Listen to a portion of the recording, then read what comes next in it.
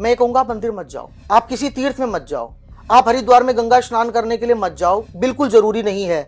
लेकिन एक काम कर देना, आपके घर में जो आपके माता पिता बैठे हैं ना, साक्षात मंदिर, आप उनके चरणों की सेवा कर लेना।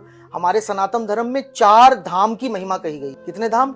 4 धाम। और 2 चरण माता के और 2 चरण पिता के। ये हमारे घर में 4 धाम बैठे हैं।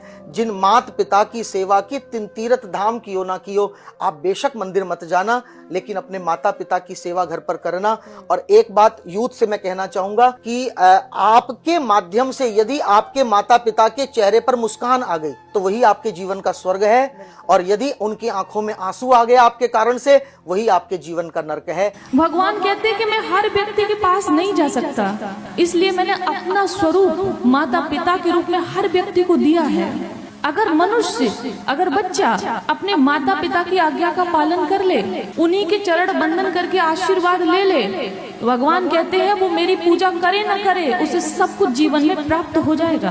माई बाप जब तक धरती पर जिंदा है, भगवान को पीछे छोड़िए, माई बाप के आगे भगवान का भी नंबर बाद में आता है। सबसे पहले भगवान माता पिता होते हैं। माँ बाप तो भगवान से भी बड़े हैं, क्योंकि कहा गया है कि सूखी उम्मीदों की कोई डाली नहीं होती, खाली खेत की रखवाली नहीं होती। जो झुक जाए एक बार माँ बाप के चरणों में, उसकी झोली कभी खाली नहीं होती, क्योंकि भगवान के दरबार में जैसा कर्म करेंगे वैसा फल मिलेगा। लेकिन माँ बाप एक ऐसा हस्ती है जिनको भगवान से भी ऊंचा दर्जा दिया गया है, तो इसलिए भगवान की पूजा करें ही करें, साथ ही साथ सबसे पहले माँ बाप की पूजा अवश्य करें। माता और पिता की आंख में आंसू जिस संतान की वजह से आते हैं, उस संतान को पूरे जीवन कष्ट मिलता है, कभी सुख नहीं मिल सकता। माता पिता की आंख में आंसू अगर संतान की वजह से आते हैं, केवल और केवल संतान दुख पाती है।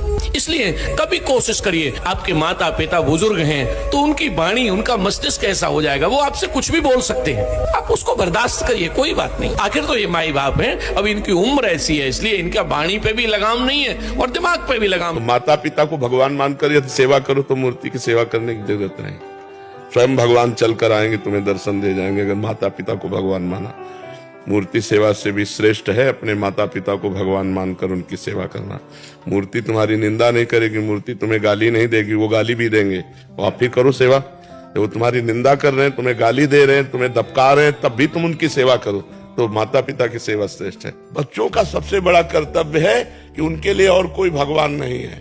जिन माता ने, जब हम में ज्ञान नहीं था कि हम शौच लोग शंका उनके बिस्तर में, उनकी गोद में ही कर रहे हैं, उस समय वो गीले की तरफ लेट जाती और हमें सूखे की तरफ सुलाती, अपने शरीर का रक्त दुग्ध रूप में परिणित करके हमको पिलाया। ऐसी माता पिता जब वृद्धावस्था को प्राप्त हो रहे हों, तो जवान पुत्र को चाहिए कि किसी मंदिर आदि के भगवान की आराधना नहीं, अपने घर में विराजमान माता पिता की भगवान की तरह आराधना करे, उनकी सेवा करे, उनकी आज्ञा में रहे, रोज उनको प्रणाम करे, मेहनत से रुपया कमा कर धर्म पूर्वक माता पिता की सेवा करे। वस्त्र है, भोजन है, औषधि है, अपने हाथ से भी सेवा करे और धन से भी सेवा करे और मन से भी सेवा करे। तो ऐसे माता पिता की सेवा करने वाले पुत्र को अपने आप भगवत प्राप्ति हो जाती। माता पिता जैसा देवता इस पृथ्वी में और कोई नहीं है। जिसने अपने माता पिता को पूज लिया, उसको सुख पहुंचा दिया, वो जिंदगी में कभी दुखी नहीं रहेगा। और भगवान की कृपा रहे। हमें लगता है वयोवृद्ध माता पिता को भगवान की तरह पूजा करनी चाहिए। आज का हमारे नए भाई लोग समाज में नहीं जानते हैं, हाथ उठा देते हैं, उनको गाली देते हैं, उनको कष्ट देते हैं। भगवान बचावे।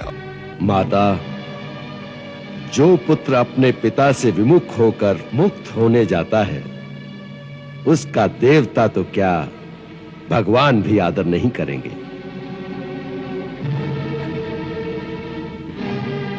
धर्म का मार्ग बता रही हो माता,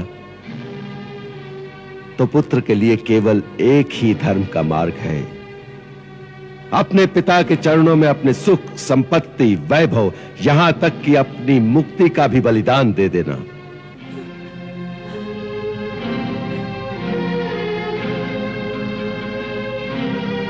स्वयं राम ने भी यही आदर्श सिखाया है।